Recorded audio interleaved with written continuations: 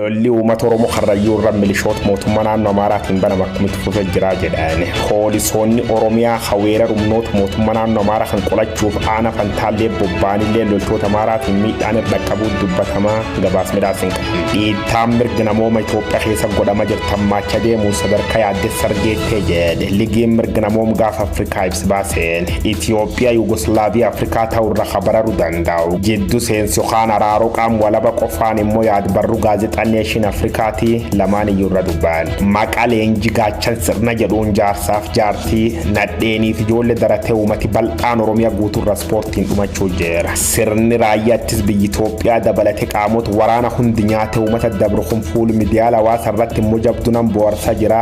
Fuulli miidiyaa hawaasaa maal jedha bal'ifnaan irra dubban. Qaawwan kallattii gargaraatiin turan cufuun imala galma qabsoo bakkisaatiin ga'uun kaayoteennaa jedhan ajajoota olaanoo waraan bilisummaa Oromoo lamkuumsa dirriba lammeessaa jechuun jaalmarroo fi taanaan isaa gammachuu abbooyyee waan jedhan qabu. Kanaaf muummeffaan agay 23 barri 2021 guyyaan immoo jimaata guutuun oduu qabnu kunooti.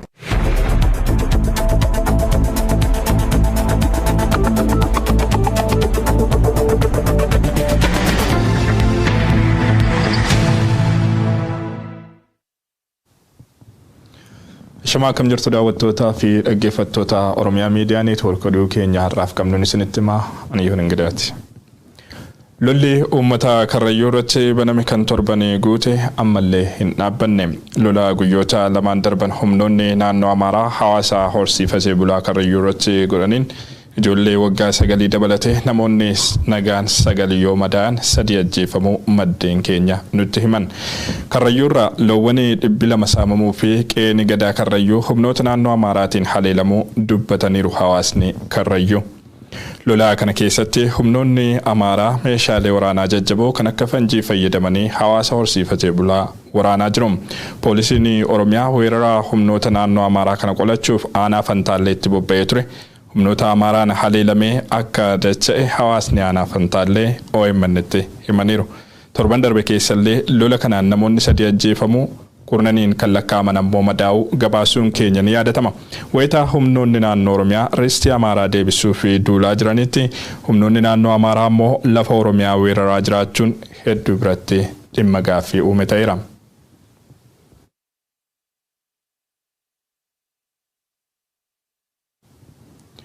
Gara oduu keenya itti aanutti wayitaa ceenu waraanni bilisummaa Oromoo koraa dhiheenya geggeesseen qaawwa kallattii garaagaraan turan cufuun imala galma qabsoo isaatiin isa gahu eegaluusaa ajajoonni olaanoon waraana bilisummaa Oromoo ibsan.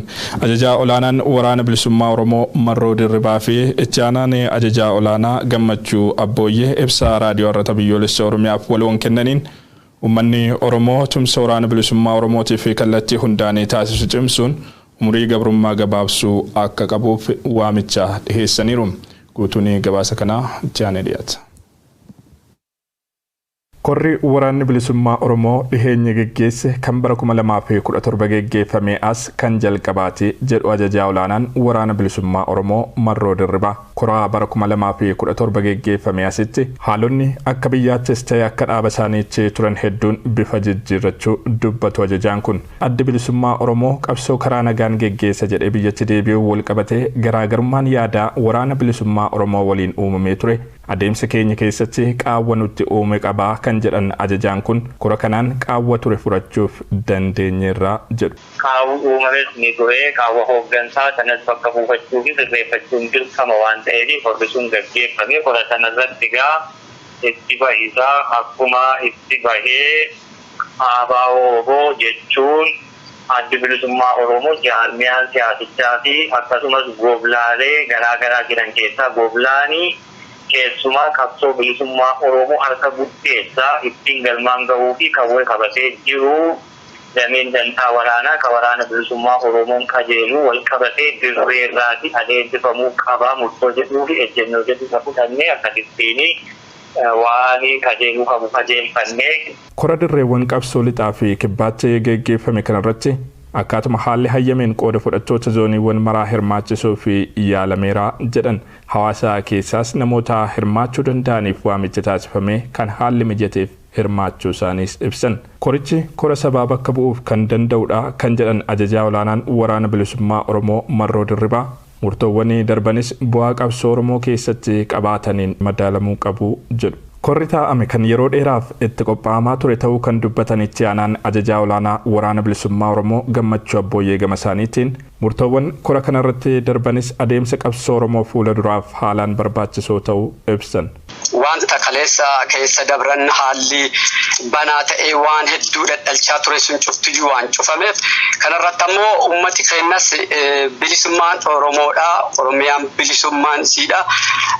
Waraan bilisummaa Oromootirratti kan kufe ta'uu isaa guutumaa guututti ummati keenya dhibbatti abdii guddaa waan irraa qabuuf inni kun ammoo ta'uun isaa ummati kun waan hawwu kana akka dhaqqabu kan taasisuudha. Kunis ammoo waanuma ummati keenya hawwu kun akka inni ta'u abdii guddaa qabna. Waan lafee jenne akkaataa itti deemnus inni kun fi haala amma biyyattii san keessatti deemaa jirurraa wal qabate qoodii nuti kennuudha malee ka duraanii caalaa waan ta'eef ni ta'a. Kanaaf gammachuun ummata kanaan ni dhugoomas jenna. Murtoowwan korri kun dabarse waraanni bilisummaa Oromoo ofirraa ittisuu irraa gara haleeluutti akka ce'uuf kan dandeessisanidha. Bu'aan murtoowwan kanneenis qabatamaan mul'achuu eegaleera jedhu ajajoonni olaanoo waraana bilisummaa Oromoo kunniin. Imalli eegalame galma qabsoo Oromootiin kan nu gahu akka ta'uuf garuu namni gabrummaan saba isaatii isa quuqu kamiyyuu quba walitti qabuu dhiisee tumsa gama isaa cimsuun qabsoo Oromootti guduunfaa tolchaa deemuu qaba dhaamsa isaaniiti. Ummati keenya ka biyya alaas jiru ka biyya keessa jirus qooda guddaa kennuu qaba. Qooda guddaa hoggaa kenne waan jenne sun dhugoomsine Oromiyaa guutumaa guututti dhuunfachuu dandeenya waan taateef ka biyya keessa jiru waan cufaanuu nu bira dhaabbataa jira.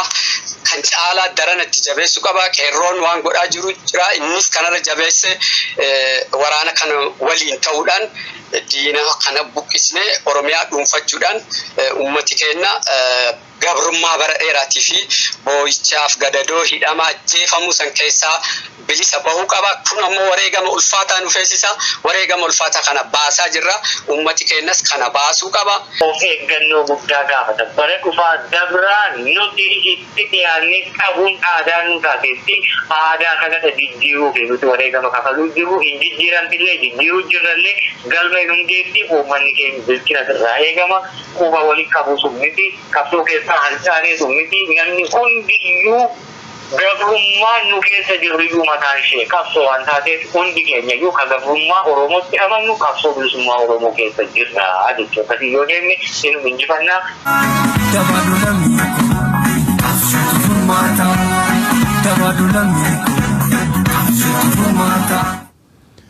Oduduma walqabateen waraanni bilisummaa Oromoo zoonii kibbaa koonyaa Gujii lixaa duula xumuraa gabrummaa labsame hordofuun lola jabaa geggeesseen aanaalee godinichaa hedduu to'achuusaa beeksise. Iddoowwan to'atamanitti hawaasa waliin marii egeree qabsoo Oromoo irratti fuulleffatan geggeessuu kan himan ajajaanii koonyaa Gujii lixaa qabsaa Rabbirraan injifannoo waboonni argataa jiru cilee dibuuf sirni aangoorra jiru shira garaagaraa xaxaa waan jiruuf irraa of eeggachuutu barbaachisaa jedhaniiru. Guutuun oduu kanaas ji'aan dhiyaata. Waraanni bilisummaa Oromoo duula xumura gabrummaa kutaalee Oromiyaa garaagaraatti geggeessaa jiru milkiin itti fufee jiraachuu ibsuu irratti argama. Iddoowwan waraanni kun itti milkaa'ee jedhu keessaa immoo zoonii kibbaa jalatti kan argamu koonyaan Gujii lixaa isa tokko. Zoonii kibbaa koonyaa Gujii lixaa aanaa Bulee Horaa ganda Murii Toomaa. Wabao! Wabao! Wabao! Wabao! Ababiyat! Wabao! Ajajaanii koonyaa Gujii lixaa qabsaa Rabbirraan sochii godinichatti taasisaa jiran ilaalchisuun turtii raadiyoo har'ata biyyoolessa Oromiyaa waliin taasisaniin duula geggeessinutti milkoofnee aanaalee hedduu to'achuufis dandeenyeerra jedhu. Bakkooteen waraana bilisummaa Oromoo godina Gujii lixaa dhuunfate aanaa Bulee Horaa guutumaa guututti dhuunfatamee jira. Aanaan Malkaa Sooddaa guutumaa guututti dhuunfatamee jira. Aanaan Qarcaa guutumaa guututti dhuunfatamee jira. Aanaan Surroo Barguddaa guutumaa guututti dhuunfatamee jira. Aanaan Galaanaa guutumaa guututti dhuunfatamee jira. Lafti dhuunfatamte siin jedhu tun ammoo lafa duraan istiraatiijii diinaatiif qottuma diinaati. Kanaa qottuma diinaa kan biraa hin jiru. Bakkoota kana jira. bakka ammoo guututti bifa wal fakkaatuun dhuunfatee harcaatota diinaa harcaatota piippii kagammaa uummata Oromoo rakkee isaa dhiphisaa turan hunduma bittanneessee bakka isaan irraa walitti qojanitti deebi'ee jira injifannoo cimaadhaan goolabee jira. Iddoowwan to'annoo keenya jala jiranitti hawaasa waliin hariiroo gaarii qabnu cimsachaa jirra. Marii egeree qabsoo Oromoo fi egeree Oromiyaa ijaaruuf dandeessisanis geggeessaa jirra jedhu. Imalli waraana bilisummaa Oromoo bifa qindaa'een eegalame kun hanga walabummaa Oromiyaa dhugoomsuutti fullaa jedhu ajajaan waraana bilisummaa Oromoo Koonyaa Gujii Lixaa. Sirni aangoo irra jiru gama isaatiin hololaan burjaajii uumuuf yaalii garaagaraa taasisaa jiraachuu ibsanii kaayyoon nuti qabsoofnuuf ifadha. Waraanni bilisummaa Oromoo baattuu ergama qaama kamiiyyuu akka hin taane uummanni keenya ammas hubachuu qaba jedhan. Uummat keenya waliin hubachuu qaba isin jiratti amma ololli kaadiree bilchiginnaatiin yookaan piipiitiin odeeffamaa jiru juuntaa harkatti isin deebisuuf ammal deebisee juuntaa isin saamsisuuf kan jiru kanarratti uummata burjaajessuuf afaan faajjessuuf jiran jechuudha. Kana uummata keenya dhageeffachuu qabu. Olola isaaniiti maqi balleessu wama isaan duraan dalagaa turani akka waraana bilisummaa Oromootti qabsoon keenya qaama kamiiyyuu qaama TPLF ta'e qaama biraas ta'e naftanyaa ta'e qaama kamiiyyuu harkatti deebisuu yookaan jalatti hiriiree waliin Oromiyaa bulchuu adoon ta'een Oromiyaa bilisoomsee walaboomsee uummata isaatti harkatti deebisee qabeenya Oromiyaatiif biyya Oromiyaa ilmaan Oromoo harkatti deebisee ilmaan Oromoo bulchuu fi biyya keenya dhuunfachuu qofaa jechuudha kaayyoon nuti waliin nu qabsoonuuf akka ammallee qabsaa'aa turre. Kanuma godhaa turre ammallee kaayyoon keenya kanuma. Sirni aangoo irra jiru injifannoowwan waraanni bilisummaa Oromoo yeroo ammaa galmeessisaa jiru cilee dibuufis shira garaagaraa xaxaa jiraachuu dubbatu ajajaan waraanaa kun. Sochii waraanni bilisummaa amma godhuu jiru kana keessatti himannaa uummati waraana bilisummaa Oromootiif godhu kana balleessuuf maqa balleessiif uummata wal jibbisiisuuf nama shan qaama hidhate qaama hin beekamne piippiidhaan hundeessee waraana bilisummaa Oromoo itti fakkeessee wiigii mata dhawatee uummata saamaa jiraachuu saamsisa saamaa jira. Aanaa qarcaa keessatti ganda dibbisaa jedhamu keessatti nama lama jeesee jiraachuu qaamonni kun. Inni kun akkuma Oromiyaa goleelee Oromiyaa bakka hunda keessatti deemaa jiru bifa kanaan godina Gujii Lixaa keessallee bifa kanaan socho'u jirra. Nulleen hordofuu jirra uummata hubachiisuu jirra. Qaamni kun taa'e jedhee kan piippiidhaan hundeeffame dhoksaadhaan maqaa bilisummaa Oromoo waraana bilisummaa Oromoo balleessuuf maqi balleessii irra kennuuf uummataaf waraana bilisummaa Oromoo walitti buusuuf qaama piippiin qindeessite gadi ergite. Gochoonni akka hannaa saamicha ajjeechaa fi qabeenya mancaasuu iddoowwan garaagaraatti maqaa waraana keenyaatiin raawwatamaa jiru kan jedhan ajajoonni waraana bilisummaa Oromoo. Uummanni Oromoo qaamolee maqaa WBOtiin gochoota seera dhablummaa akkasii irratti bobba'an kanarratti dammaquun dhaabsisuu akka qabu gaafatan. Namni kamuu dammaqinaan qe'ee isaa tikfachuu akka qabus hubachiisaniiru. Gara oduuwwan birootti wayitaa ceenu ammoo Oromiyaatti ajjeechaan hidhamtoota siyaasaa irratti raawwatamu itti fufaa jiraachuun dhimma yaaddeessaa ta'eera. Dargaggoo Firaa'ol Shuumii Dambal mana hidhaatii baafamee ajjeefamuusaa maatiin himan. Firaa'ol hidhamuusaa dhageenye osoo baay'ee hin turin mana hidhaatii baafamee ajjeefamee jedhu. Naayimaa Umar bal'ina isaa isinitti himti. Dargaggoo Firaa'ol Shuumii Dambal mana hidhaatii baafamee ajjeefamuusaa maatiin himani. Firaa'ol Shuumii maatii isaa baadiyyaa godina Shawaa Lixaa jiraatan gaafachuuf gara qe'eetti galaa osoo jiru konkolaataarraa buufamuun poolisiin qabamuusaa akka odeeffannoo qabu hiriyaan isaa bilbilaan dubbifne ni hima. Firaa'ol hidhamuu isaa dhageenye osoo baay'ee hin turin mana hidhaatii baafamee ajjeefamuun qarqara magaalaa Kaachisitti gatamuusaa oduu yoo dhageenyu amanuun nutti ulfaatee ture jechuun miira gaddaatiin OMN'tti kan himu miseensa maatii isaa maqaan akka dhahamu hin barbaannedha. Firaa'ol Shuumii yookaan dargaggoo Oromoo ajjeefame kana waliin yuunivarsiitii tokkotti barachuu kan yaadatu hiriyaan isaa kan biraa ammoo mooraa yuunivarsiitii Arbaa Mincii keessatti hojiilee sabboonummaa fi Oromummaa danuu adda durummaan namni hirmaachaa ture Firaa'olidha jechuun ragaa bayaaf. Waggoota 3 dura yeroo warraaqsa qeerroo barattoota Oromoo adda durummaan sirna gabroonfataatti qabsaa'aa turan keessaa Firaa'ol nama tokko kan jiru hiriyaan isaa kun barnoota isaattillee nama jabaa fi qaroo ta'uu ragaa baha. Firaa'ol Shuumii paartii siyaasaa kam keessattuu miseensa miti kan jiru miseensi maatii isaa sabboonummaa fi oromummaa isaa qofaaf ajjeefame jechuun dubbata. Akkuma yeroo kaan maatii isaa dubbisuuf gara qe'eetti galu torbaaniin dura isiniin yaade jechuun gara baadiyyaa dhufaa osoo jiru poolisii humna addaa Oromiyaatiin bakka Ingaaggoo jedhamutti konkolaataarraa buufamuun qabame jechuun akkaataa qabamuu isaa dubbata. ergasii bulii isaa mana hidhaa keessaa baasuun rasaasaan ajjeesanii qarqara magaalaa Kaachisitti reeffa saagatan jechuun dubbata. Firaa'ol Shumii Dambal ogeessa injiinaraa makaanikaalaa yoo ta'u barnoota digirii lammaffaa jalqabuuf qophiirra osoo jiru ajjeefamuusaa OMN odeeffatee jira. Firaa'ol Shumii Dambal jedhama. Bakki dhaloota isaa garuma naannoo Shukutee kanadha.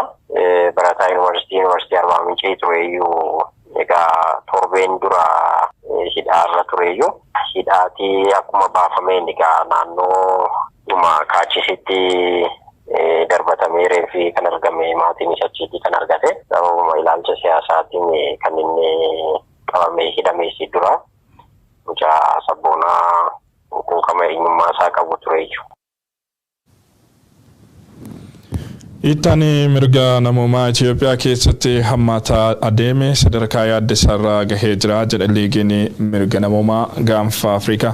Liigichi gabaasaa qorannoo bal'aa koomishinii mirga namummaa dhaabbata mootummoota gamtoomaniitiif ergeen rakkoon siyaasaa Itoophiyaa hammaataa adeemuun nagaa fi tasgabbii gaanfa Afrikaatiif qormaata guddaadha jedheera.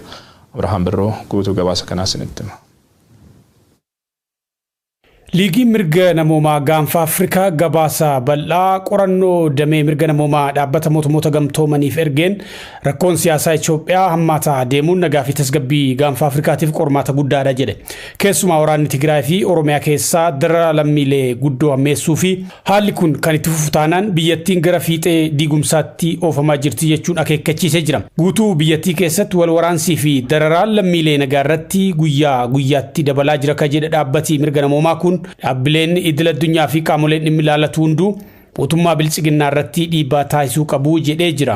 Gaagaamni siyaasaa Itoophiyaa kun biyyoota gaanfa Afrikaa hunda rakkoo guddaa keessa buusuu waan danda'uuf qaamoleen hunduu dhukaasa dhaabuudhaan marii siyaasaa eegaluu qabu jechuun gaafatee jira. Rakkoo hammaataan yeroo ammaa biyyattii raasaa jiru kun xiyyeeffannoo argatee yeroo gabaabaa keessatti hin furamu taanaan guutummaa gaanfa Afrikaa keessatti gaagaama siyaasaa fi namummaa jabaa damdamachuu hin dandeenye hordofsiisuu mala jechuun yaaddoo qabu ibsee jira. Ajjeechaan jumlaa hidhaa fi saamichi Oromiyaa keessatti raawwatamaa jiru labsii dabballoonni bilchiginnaa damee Oromiyaa ifatti caffeetti labsaniin hoogganamaa jira ka jedhe gabaasi dhiittaa mirga namummaa kun kanaafis qajeelfamaa fi haasaa dabballoonni sirnichaa yeroo garaagaraatti taasisaa turan akka fakkeenyaatti eeree jira. Haasaa qondaalli olaanaan bilchiginnaa damee Oromiyaa obbo Fiqaaduu Tasammaa Guraandhala 27 bara 2021 waltajjii caffee Oromiyaa Adaamaatti taa'ame irratti godhan yaadachiisee jira.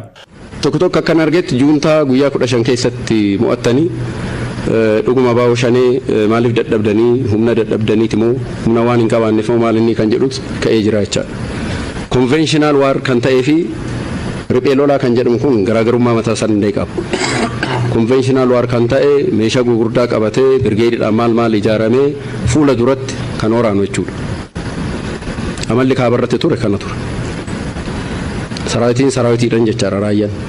Kan riphee lolaa akkasii miti amalli isaa. Loojistiikii uummata keessaa argata. Guyyaa siviilii ta'a. Uummata wajjin oolaa waltajjii isin gaggeessan keessa hin oolu. Odeeffannoon argata. Nama dubbatu ilaala. Galgala deemee immoo tarkaanfii sukkanneessaa irratti fudhata jechuudha. Amalli isaa baay'ee wal xaxaadha. Kana balleessuun kan danda'amu akkuma qurxummiiti jechaadha. Qurxummii Paasifikii yookiin Atlaantik Ooshinii keessa guurtee hin dandeessu. Guutumatti balleessuu yoo danda'ame bishaanicha gogsuudha. Haasaan obbo Fiqaaduu Tasammaa kun sochii waraanni bilisummaa Oromoo lixaa fi kibba Oromiyaa keessatti taasisaa ture gara uummataatti qabachuun uummanni akka dararamuuf kan karoorfamee hojjetamaa ture ta'uu gabaasa kana keessatti bal'inaan ibsee jira. Yaadannoo fi dubbiin dabballoota sirnichaa kunis dararaa fi ajjeechaa jumlaa guutuu Oromiyaa keessatti raawwatamaa jiruuf ragaadha jedhee jira. Kunis karoora sirnichi yakka duguuggaa sanyii dhala namaa agarsiisa waan ta'eef yaaddoo guddaa qabu ibsee jira. Liigii mirga namummaa gaanfa Afrikaa. Bara 2018 yeroo ministeerri muummee ammaa gara aangootti dhufanii kaasee ajjeechaa hidhaa saamichii fi gochoonni biroon uummata nagaa irratti xiyyeeffatan ajaja mana murtii malee raawwatamaa jiru jedhe. Kunis sababa waraana bilisummaa Oromoo deeggartu jedhuun gaggeeffamaa akka jiru ta'uu fi gochaan fokkisaan kunis godinoota Wallaggaa Afran, Salaalee, Gujii, Booranaa fi bakkoota hedduutti raawwatamaa jira jedhee jira. Gabaasi liigii mirga namummaa gaanfa Afrikaa. Oromiyaan alattis guutuu biyyattiitti dhumaatiin jumlaa fi waraanni taasifamaa jiru maal na dhibdee fi bolola aangoo murni bilchiginnaa Abiyyi Ahmediin durfamu galmaan ga'uuf taasifamaa jiruudha jedhe. Dhumarrattis kaawunsiliin dhaabbata mootummoota gamtoomanii akkaataa chaartara dhaabbatichaa boqonnaa 7 jalatti tumameen waraana biyyattii keessatti deemaa jiru akka dhaabsisu akkasumas qaamoleen hunduu marii siyaasaa hunda hirmaachisee akka eegalan dhiibbaa barbaachisu akka godhu gaafatee jira.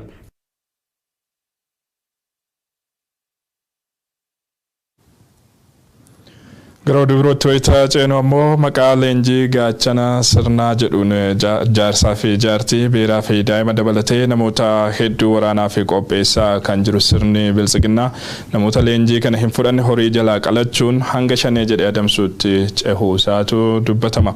Gochi leenjii gaachana sirnaa jedhamuun raawwatamaa jiru kun miidiyaalee hawaasaa irrattis mata duree oduu ta'ee jira. Guyyoo Waariyoo fuula miidiyaalee hawaasaa gaggaragalchuun waan qindeesse qaba.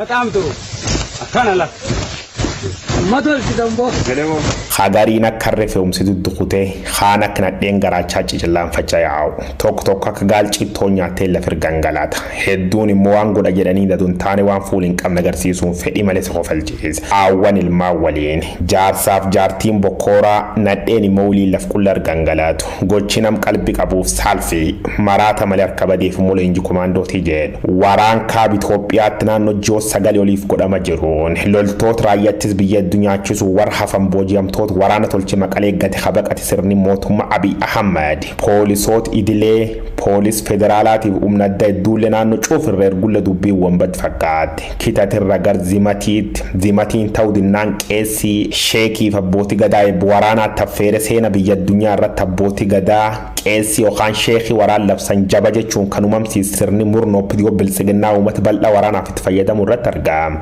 Biyyittii Itoophiyaa paartiin immoo badhaadheen bulchaan isaanii badhaafama noobilii nageenyaati garuu badhaadhinna chuuti namni kararra wal argullee naga bulteef naga walte caala qawwee yoo sakadate itti gammad ijjeesi barbadees dhabamsiisiif awwaaliin jechoota baay'ee jaalatamuuf mata dure miidiyaalee Itoophiyaa eegitaanii waggoota lakkoofsiisuu jira agan caala dubbisanti dheeressuun malle waa'ee leenjii gaachan sirna dubbachuu jira gaachan sirna bad wanti hamilee ofii keessanii fi karaa kana takka waraanni maandara uffata naqalee gaddeebi'u sirni tokko poolisii mataa ofii qaba raayyaattis biyya qaba humna addaallee qaba milishaalleen koomisaati huncuftee siyaati hawwaniif ijoolleen jaarsaaf jaartii duddiqitaan sila gaafii uummata Itoophiyaa ta'uu malti namni gaafat kadhabamuuti malee deebiin garuu salphoo biyya yookaan gammoojjii Tigraay gaafachuu dandeessu. Crowds of residents in Mekele, the Tigrayan capital, have rushed to see thousands of Ethiopian government soldiers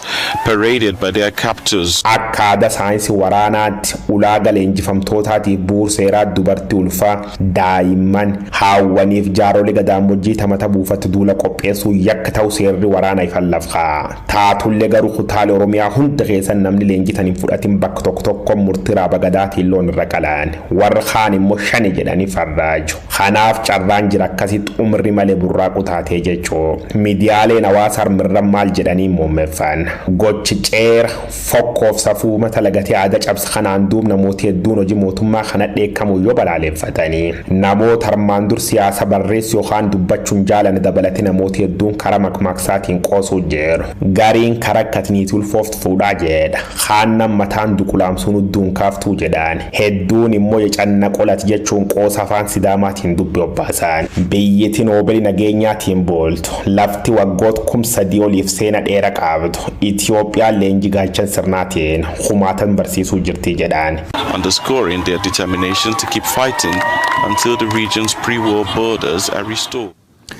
Egaa Itoophiyaa Yugoslaviyaa Afrikaa ta'urraa leenjii akkasii miti kan baraaruu jedha oduun keenya itti aanu ammoo Itoophiyaa Yugoslaviyaa Afrikaa ta'urraa kan baraaruu danda'u giddu seentummaa qofaa jedha gaazexaan Nation Africa. Barroonni haala yeroo Itoophiyaa irratti xiyyeeffachuun daayirektarri olaanaa Policy Institute Afrikaa Peter Kagwanjaan barreeffame kun Itoophiyaan Yugoslaviyaa Afrikaa akka hin taane of eeguuf gamtaan Afrikaa itti gaafatamummaa qaba jechuun akeek. Biraan xiinxaltoonni siyaasaa gaanfa Afrikaa Itoophiyaan daandii qaxxaamuraarra jirti jechuun xiinxala isaanii kennaa jiru Siiraaj Sabaaf.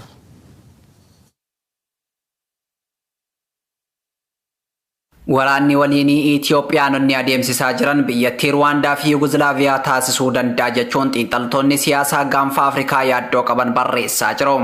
Daayirektarri olaanaan poolisii Inistituutii Afrikaa Piiter Kaagwaanjaan Itoophiyaa Yuguzilaaviyaa Afrikaa ta'uurraa kan baraaruu danda'u giddu lixiinsa qofa jechuun xiinxala bal'aa barreessee jira.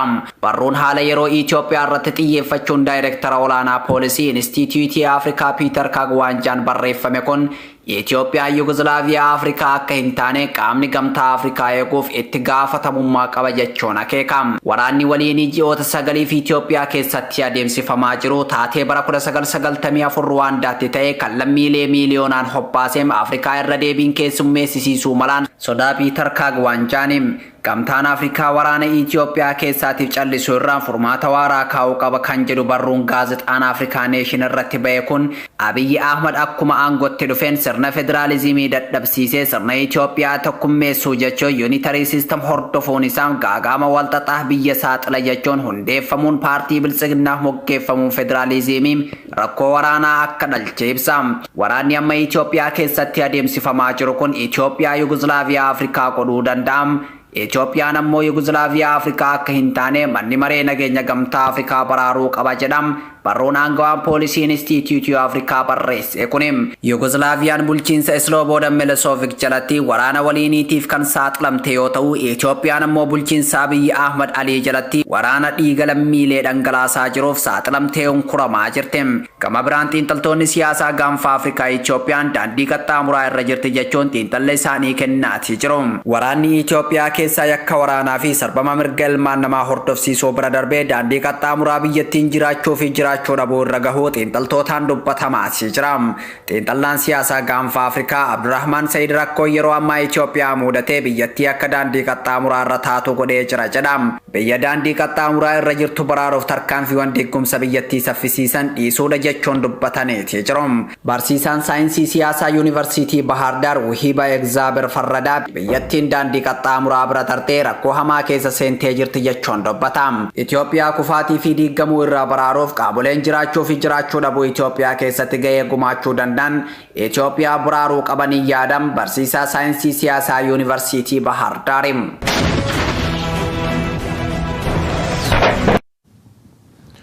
Walumaa galatti egaa oduun har'aaf qabnu kanneen turan daawwattoota keenya waan waliin turtaniif galanni keenya guddaadha.